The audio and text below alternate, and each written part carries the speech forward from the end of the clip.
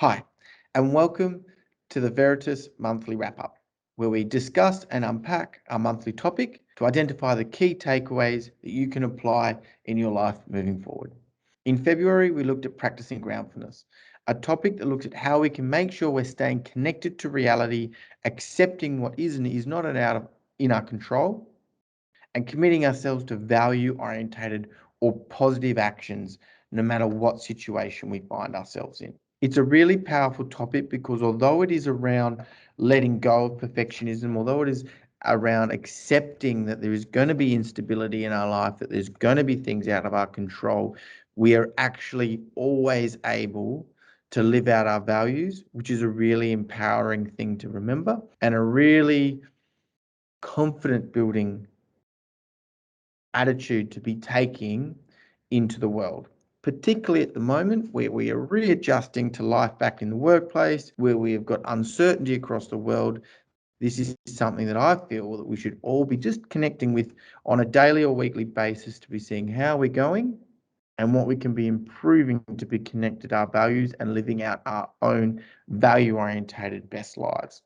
And we started with that point in the month of around reality testing. So reality testing is all around our ability to see through the emotions that we are feeling, the emotions that have been triggered for ourselves, and how they are filtering the information world we see around us.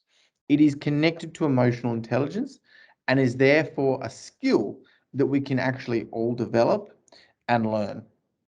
Fundamentally, the more emotion we feel in a situation, the more emotion that is triggered within ourselves in the different situations we find, the harder it is to stay connected to reality. It is the logical side of our brain that really helps us to accurately weigh up the sense of damage or danger we might be in, the gravitar or impact of a certain situation might have on us. So the more emotional we become, the harder it is for us to accurately perceive that and stay connected to that. And the more likely we are to enter into some of those unhelpful or dysfunctional thinking styles, such as black and white thinking, there's no hope, it's all over, it's done, catastrophizing, which is a little bit of what I just exampled then, fortune telling as well, predicting that everything's going to be a disaster, and the others that go along with that as well. Although there's a fundamental similarity in that in regards to the more emotions we feel, the harder it is to stay connected to reality, what is very unique and personal is what situations actually trigger those emotions in us. So from human to human, we experience situations in different ways. Some things may be very emotional for people, while others where feeling or very little connection to emotion. And not only is it the emotions that we feel that can change or the situations that we find that we become emotional in are different, but it's actually also the degree of the emotions that we experience, which can be differing as well.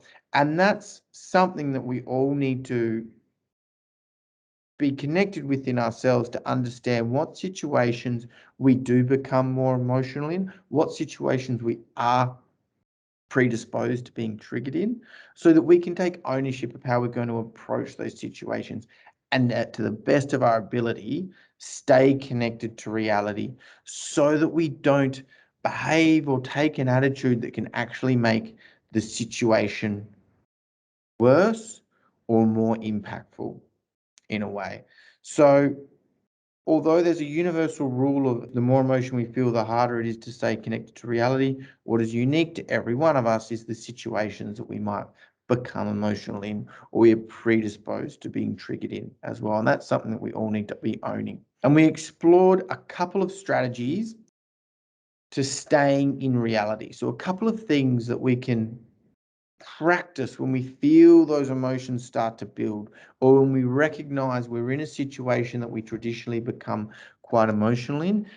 Two strategies in particular we looked at that can help us to stay as best as possible connected to reality. And it's not about staying 100% connected to reality, but trying to stay more connected to reality than, say, our emotions, particularly when that's converted then into our decision making and how we're going to respond to that situation. Although different, both strategies had the same underlying premise of the fact that when you're feeling emotional, when you're feeling vulnerable to being triggered, you can't multi-focus or multitask. You need to take at least 30 seconds where your primary focus is coming back to staying connected to reality. You can't keep trying to push forward while connecting back to reality. You need to take a moment, a breath, 30 seconds, up to 5 minutes, focus purely on how am I responding in this situation and bringing it back to a sense of reality. So when you identify which of these strategies may be best supportive for yourself, it is important to remember that you need to make practicing them your primary focus when you're implementing them. You can't multitask. You can't stay engaged in that triggering event, in that triggering conversation. You need to take a moment to reconnect yourself using one of these two strategies. There's many more. We're just focusing on these two today. The first was a version of mindfulness, which is connected to tactile physical touch. So taking a moment to physically touch something in your near vicinity and becoming really connected with how it feels, its weight. Is it static or is it vibrating? What is it about the tactile touch? Making that your focus as well.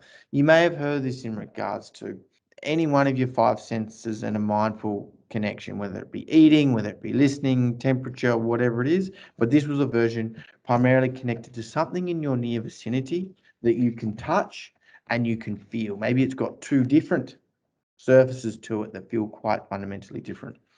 And the idea of how this works is that it is bringing your attention away from something that is triggering for you, away from something that is building anger, disappointment, frustration, to something that can just completely captivate your attention for a moment, effectively a pause.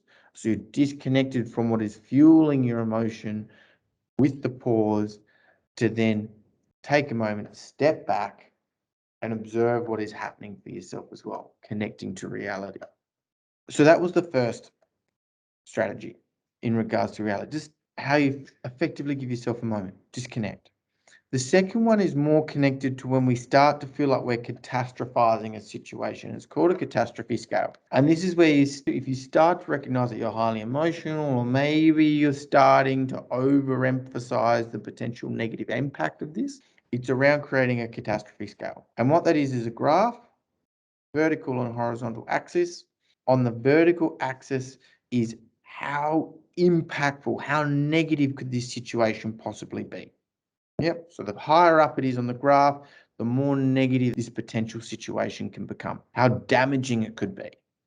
On the horizontal axis is how long is it going to take me to recover from the worst case possible scenario. So vertical, how much impact could this possibly be? How bad could this possibly be? How much damage is it going to cause me emotionally, physically, career-wise, socially, whatever's been financially, whatever's causing the stress? And then horizontal is how long is it going to take me to recover from this? And what you do is create different dot points of things that may have happened to you in the past, things that could possibly happen to you. And by creating multiple dot points of different situations, and then finally putting in the dot point of this specific circumstance, it helps you to keep it within the bounds of reality. If you look at a single data point in any situation, you don't get the whole story. You don't really give it any sort of comparison around how significant or important this number is. So by creating a series of different dot points, you can see how truly important this situation is when you're zooming out from it being your only focus. If you're struggling to start the graph, I always start with on the lowest of the low for both, forgetting to bring my lunch to work. And from the highest to the high, death, because that's going to be impossible to recover from, and obviously is the most impactful thing, negative thing that can happen to you as well. Everything else should really be sitting between those two dot points. So start extreme, start absurd, start with things that couldn't possibly happen today, or are very unlikely, or are so minor that they're not even an issue. And you'll likely surprise yourself about where this data point actually exists. Where does it compare to losing your job? Where does it compare to your relationship breakdown? Where does it compare to a death in the family? They all help you to just reconnect with that sense of reality and comparison, getting away from that hyper focus that can be created from that situation. The catastrophe scale is actually a favorite of mine as well to help us keep in those bounds of reality. Building on from reality, we then started to look at stability. And the notion that stability actually comes from accepting what is and is not out of our control and understanding the power we always have in committing to positive, value orientated intentions, attitudes, and behavior. So by actually letting go and accepting the reality that things will work, things will not work, things will be in our control, things will be out of our control, actually helps us to create better stability because we're always not on that hyper vigilant, ultra reactive mode of trying to keep everything stable and in control. And this is particularly where, if you would refer to yourself as a perfectionist, you may always be in a consistent state of stress or feeling like things are unstable. And a lot of people glorify this concept of being a perfectionist, but it's actually really damaging to your well-being, and it ultimately is really damaging to your performance as well, because you do not make room for the reality that things will not work out exactly as you plan, and therefore you won't have the capacity to adapt to them in a timely, efficient, and effective manner. You're making yourself more vulnerable by hunting a sense of perfectionism. But I digress. Back to stability. How we create stability for ourselves is the key in what I told ourselves is not having a plan for every situation, perfection, but having a set of values for our life, an understanding of what is important to us as a person, as an individual person, and then a supplementary set of values of what is important to us in this moment, or more in the short term as well. What these do is that they give you a guide for your decision making and therefore your behaviors or responses to situations. No matter whether you predicted them, unpredicted them, seen them before, haven't seen them before, they give you a guide on how you can best respond to these situations. What information, therefore, based on your values, what is important to you, is important to be looking at. What can you ignore? What do you need to be really holding to a high level in regards to your decision making, putting a lot of emphasis on, and what can you put less emphasis on to help you guide to the plethora and unthinkable amount of possible situations that we as a human can find ourselves in our lives. And this is truly empowering. So it might be scary at the beginning to think about the concept of just accepting stuff is going to be out of our control and committing to values and allowing our values to dictate our decisions rather than solid answers all the time. But it's empowering because no matter what happens to you in your life, no matter what situations you find yourself, good, bad, or ugly, free or not free, and with choice or without choice to an extent, you've always got control of your attitude, so your intention, and therefore your intended behavior linked to the reality of the situation there as well. So it empowers you to always do that and leads you then to the best possibility of being successful more times than not, no matter what situations you find yourself in. We then finished with battling impatience. So we started with reality. The whole concept of being grounded, the whole concept of emotional intelligence is impossible unless you're able to stay realistic and connected to logic. Emotional intelligence is being able to understand our emotions, what caused them, how are they likely to impact my behavior, what is wise decisions in this moment in the face of my emotions. Being able to see through that is emotional intelligence. And it's built to the concept of reality. What I probably forgot to mention before around reality is the challenging part about all of this is accepting that we're fallible in our initial response, that our emotions can be fallible in regards to their appropriateness and level in response to what we are experiencing. And that's fine. That's absolutely fine. We're not going to respond wisely or accurately to every situation. And these things of emotions which cause us great joy and excitement and love are terrific, but then can also undermine us. So we need to be connected to reality to understand when our emotions are helping and when they're not helping as well. And the art to reality is not only being able to recognize it, but building on stability and acceptance is that we can be off the mark sometimes. And that how we are, our initial response may not be the most accurate or the most helpful as well. And that's part of being human. That's fine. But then accepting that I need to take control of this, my attitude and my response to move forward in a positive situation. It's coming back to impatience, building from reality through stability to impatience. Because when things aren't going our way, we can obviously become impatient. Key topic I took away from the information that we were presenting in regards to impatience was the importance of bringing wisdom to your impatience. So if you connect only to the emotions that are associated with impatience, frustration, anger, and those other distressful emotions, and they become our focus. I'm so angry right now. We're not being what we call wise with that impatience, or what you would also maybe know as being solution focused. We start focusing on our emotion. Damn kids not putting away their shoes. I tell them all the time. That just drives more impatience and more distressing emotion. Being wise with our impatience is around recognizing what is causing the impatience. Yeah. What is the solution to what is causing my impatience? What is the reality of this impatience?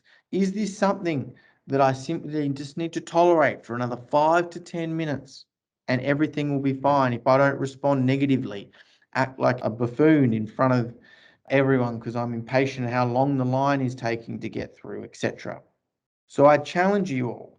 Next time you start to feel those emotions that trigger within you for impatience, and they can all be different, ask yourself these 3 key questions to bring wisdom to that impatience, to help you solve the impatience and move through it, to tolerate if it's only temporary and not make the situation worse, and to not hyper focus on it as well. And these 3 questions are: why are you frustrated? Don't just sit there being frustrated. Take a moment, take a breath, and ask yourself, why am I frustrated? What is it about the kids leaving their shoes out for the 10th time that is frustrating? What is it particularly? Is it because they're not listening? Is it because you stood on one of them and hurt yourself? What is it about the frustration? What is actually frustrating you? The second is to bring reality. Is this temporary or is this permanent? How long will this moment of impatience and frustration last? Is it another 5 to 10 minutes? And I should just deep breath, stay calm, think about something else, move through, don't make the situation worse? Or is it something that could be permanent or long term, and therefore I need to start thinking about solutions and way through this by focusing on what I can control? Which then leads into the third and final question. What is one next solution-focused move I can do which will push me in the right direction of resolving this impatience? That's a very short temporary impatience, like the line at a supermarket. It may be switching on to the phone and getting the footy scores or checking up what's happening on social media or on the news or something. Where if it's longer term, it would be, what can I control in this situation and what is the first step I can take right now in resolving it? Do I need to speak to someone? Do I need to change something? Do I need to redo a document? Whatever it might be. What is the first step that I can control that is in line with my values talking about stability that is in line with my values and what is important to me, so that I'm moving and responding in a positive manner. And that summarized what I feel was the key takeaway points from the February topic of practicing groundedness. I think it's an invaluable tool given the change that we are going through as a society, as we hopefully are moving through the final stages of COVID and we're back in the office, we're back socializing, there's change all around us, we're going back to things we're used to, new things we've never done before.